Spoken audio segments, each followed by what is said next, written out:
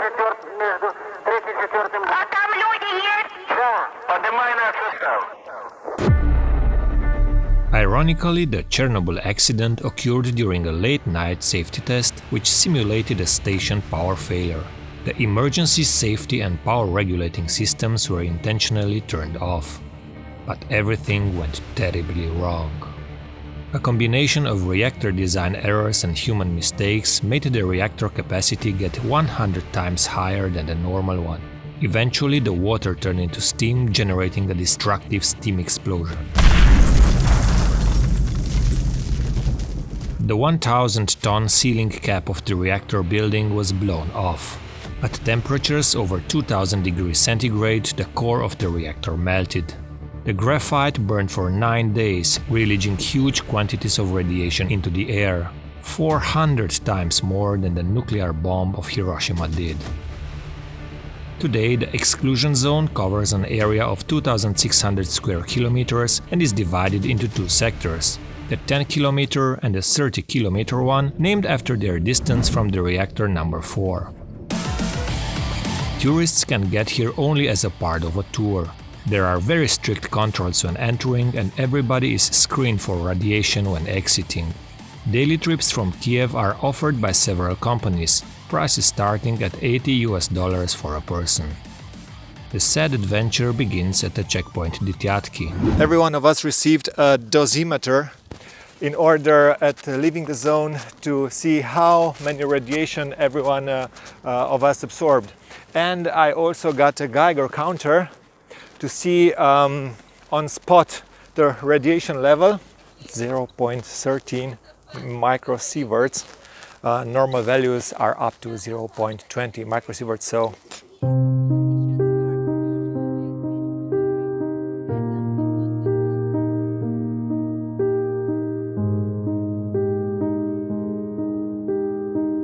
the first thing you will be visiting in the exclusion zone is the ghost village of Cherevach.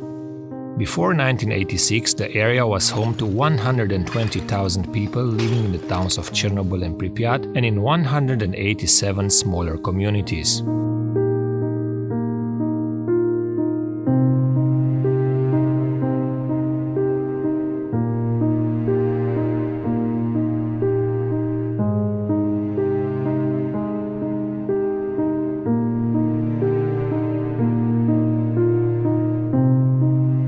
Today, the zone is estimated to be home of nearly 200 lonely senior citizens who repeatedly refuse to leave the area. They live in harsh conditions, without electricity and having to bring water from outside, as the one around here is still contaminated.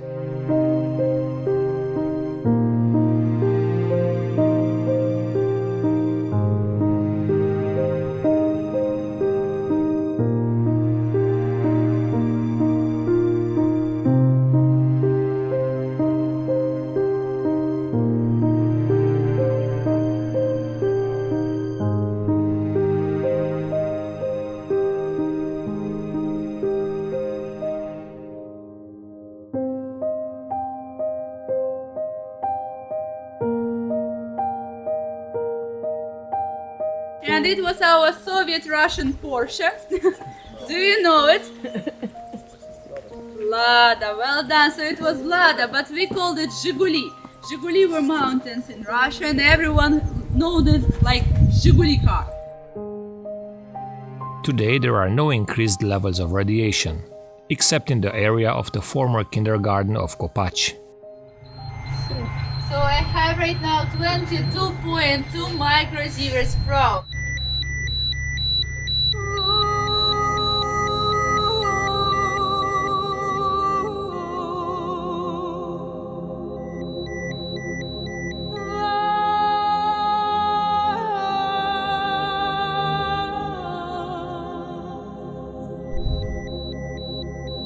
The whole village here had to be bulldozed down and covered with 30 centimeters of soil.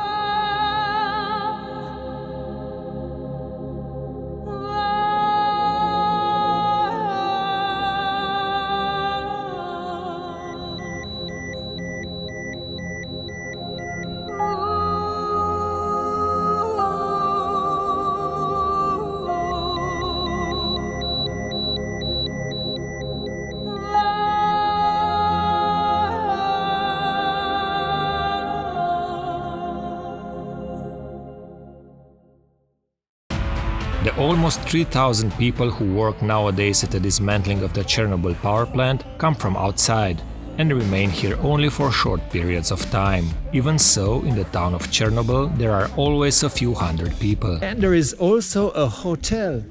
Look, behind me there's a hotel, and here we will have lunch.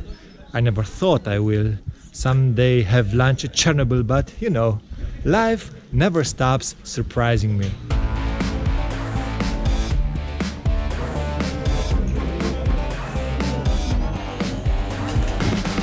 The nuclear power plant of Chernobyl was meant to have 6 reactor units, but the constructions of the last 2 of them was stopped after the accident.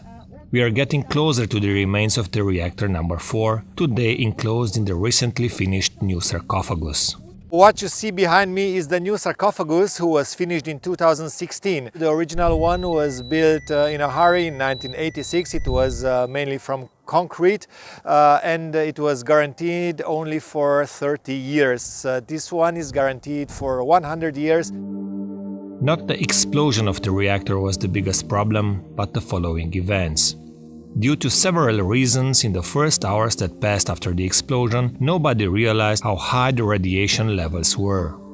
The first firemen who arrived at the scene of the tragedy didn't have any protection equipment against radiation. All of them got sick of acute radiation sickness, and some of them died. More than 50 tons of radioactive debris were scattered around the site of the explosion and into the atmosphere. The first attempts to clean up were done using remotely controlled robots, but even those failed to work due to radioactivity. Therefore, the highly radioactive materials had to be shoveled by the military wearing heavy protective lead gear. These so-called liquidators could only spend a maximum of 40 seconds on the rooftops due to the extremely high doses of radiation. All of those heroes got, sooner or later, ill, and some even died during the first days.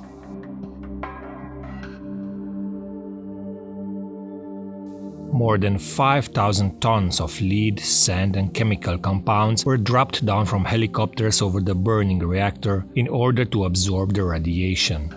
After 2 weeks, the fire was finally under control, but the radioactive lava formed from the core of the reactor leaked into the basement and has been hot for the last 33 years.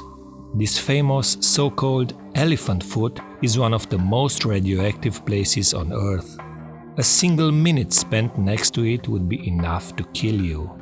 Over 500,000 liquidators worked over the years to decontaminate the area and to limit the consequences of the disaster.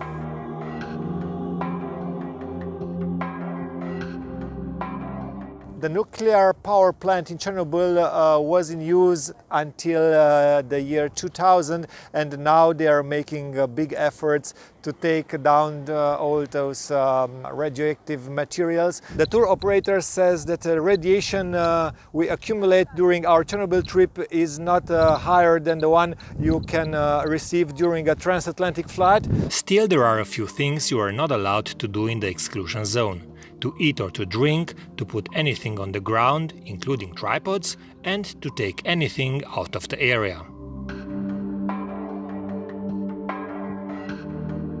We arrived in the ghost town of Pripyat, just 3 kilometers away from the power plant.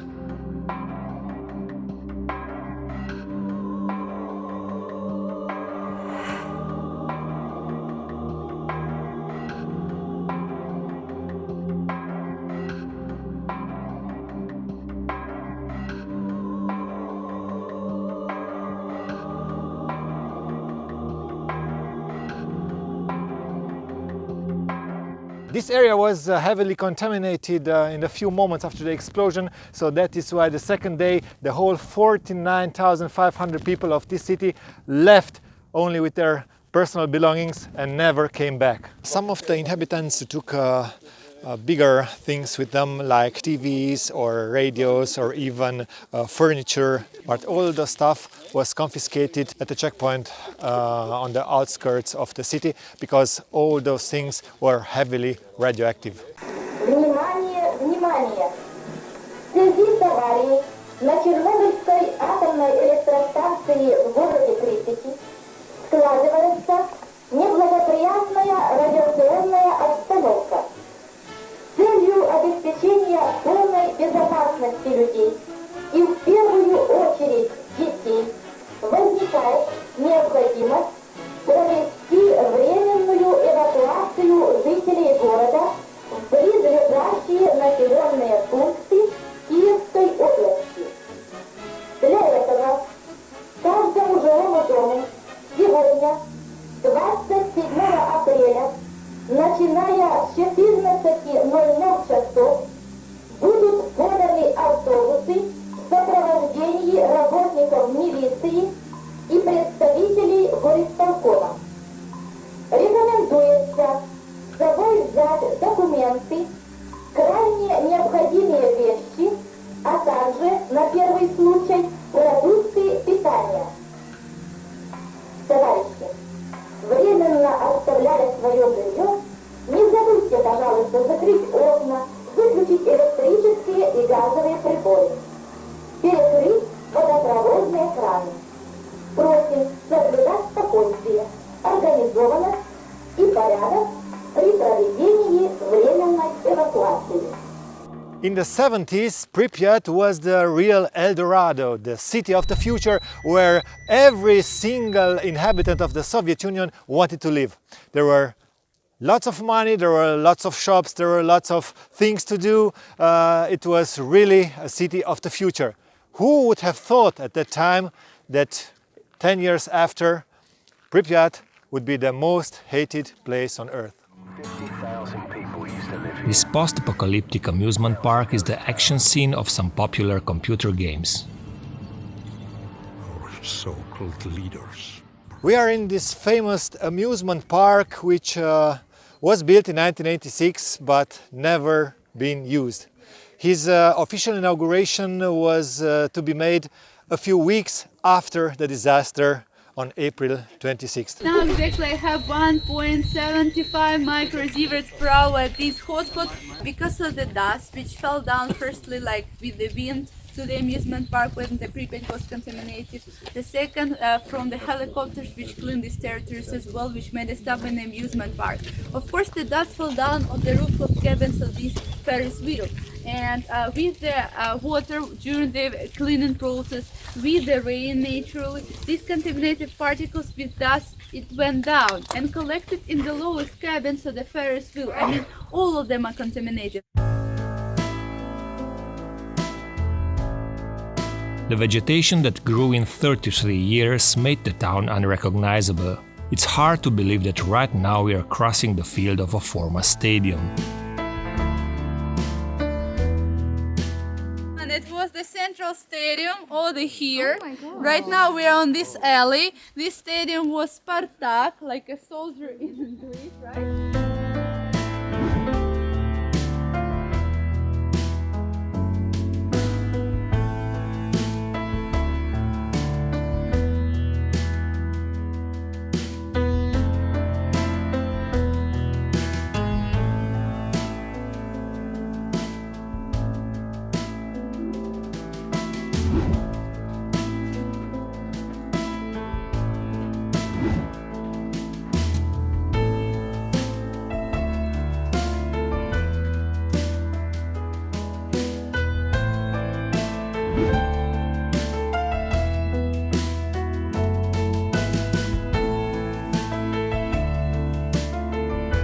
I am now in one of the block of flats which were obviously abandoned in 1986. As a tourist you're not allowed to enter, but I somehow got lost from my group. Let's check out those block of flats.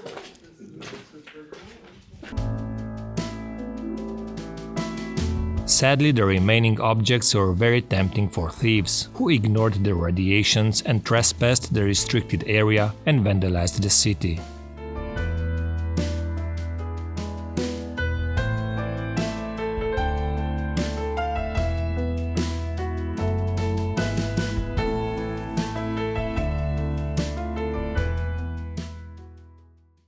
It was the biggest sport complex, Lazurny or Azure. So that's why now you will see the swimming pool which was in use 10 years after an accident. Welcome, Wait, please. was the water not contaminated? No, of course the water. No, they cleaned it, they washed it, they cleaned it after Only the the pool. disaster, and they could.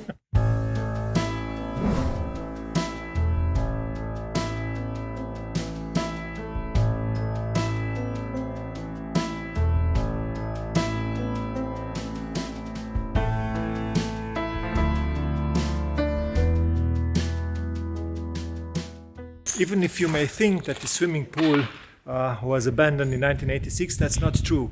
It worked until 1996, and the ones who swam here were the workers who came to decontaminate the area.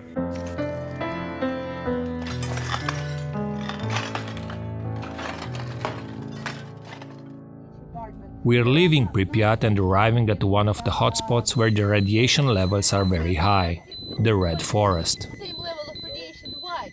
We are right now near the famous Red Forest, where we get the highest levels of radiation possible in our trip. So let's get back to the bus. I am not comfortable to stay here any longer. The pine forest here directly downwind of the reactor turned red and died. The liquidators bulldozed the woods, but the forest soon recovered, and now this place is one of the most radioactive places of the exclusion zone. The bus needs almost 2 minutes to cross the area, but we were assured that there is no risk involved for our health. Our nice guide even made a joke teaching us how to ask the driver in Ukrainian to drive faster. Strangely, the exclusion zone became, by accident, one of the biggest nature parks in the world. The whole area has been overrun by wildlife because of a lack of competitions with humans for space and resources. The populations of elk, deers, boars, wolves and wild horses, the last ones introduced by humans to see the effects of radiation on the wildlife, increased undisturbedly. If you're wondering why am I wearing this funny suit, no, it's not a leftover from the left carnival where I had an acute lack of inspiration, and not even for properly radiation protection. You have to have a lead costume for that one. But it can keep away the dust, the radioactive dust. By the way, at the time of leaving the 30 kilometers Chernobyl exclusion zone, you will be controlled to see how many radioactive dust you have on your clothes or on your shoes. The last thing you will be visiting as a part of a one-day Chernobyl tour is the big Soviet radar Duga 3.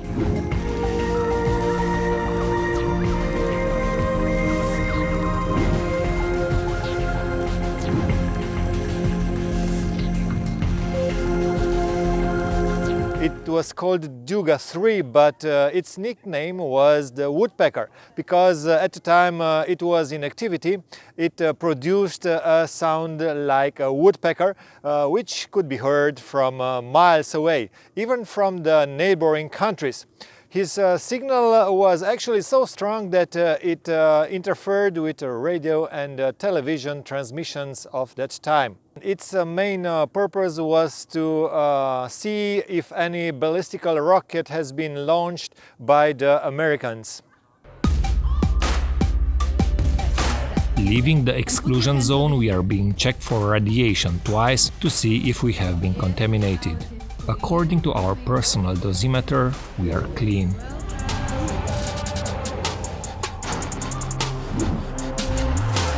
Even if official reports state that only 64 persons died as a direct result of the Chernobyl accident and another 5,000 later due to cancer, there are scientists that make the 1986 disaster responsible for the death of over 1 million people.